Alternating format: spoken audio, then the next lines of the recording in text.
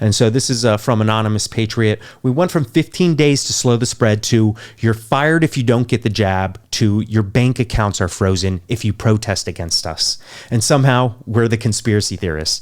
Yeah, that's funny because I remember saying this stuff years ago that there was a push for a digital identity. And if you want to know what that digital identity looks like, it's right here. And this is from the World Economic Forum themselves. I mean, this is no longer a conspiracy. So we can see that the digital identity, entities, people, devices, and things. Telecommunications, to monitor devices and sensors transmitting data such as energy usage, air quality, traffic congestion. For telecommunications, for users to own and use devices, for service providers to monitor devices and data on the network. So they're going to be monitoring all your data on all your devices, on all your networks.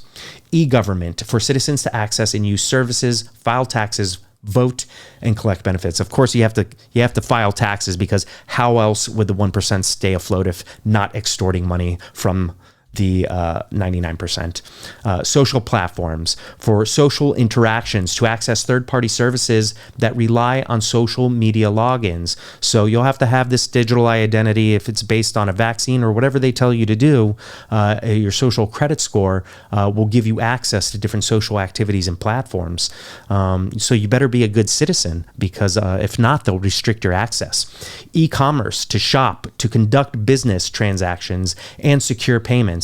So if you look at what's going on in Canada right now, how they're freezing bank accounts, let me switch over here. That's not the one I wanted to.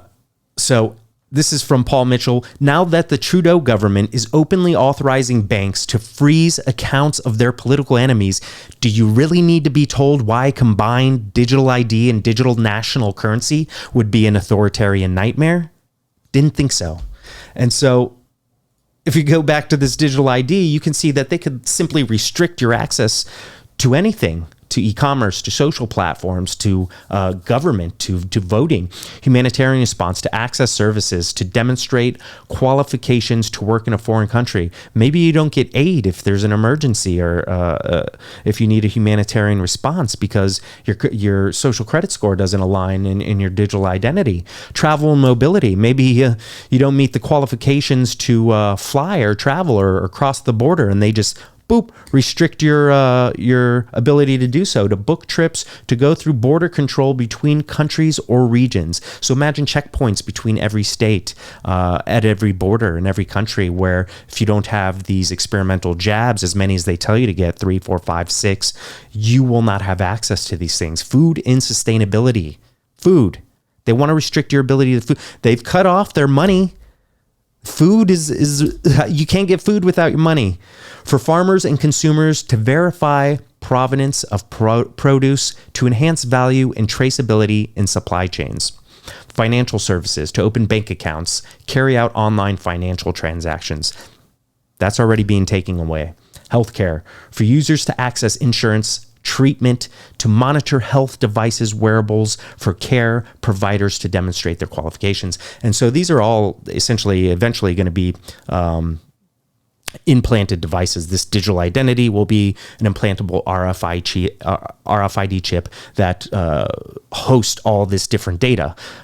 This is no longer a conspiracy. I mean, this is on the World Economic Forum website. You don't need to make this up. There's ID 2020. There's a million different sources that you could go see about where this is evolving to. It's not a conspiracy. It's just a progression, a slow and steady progression, incrementally preparing people for this.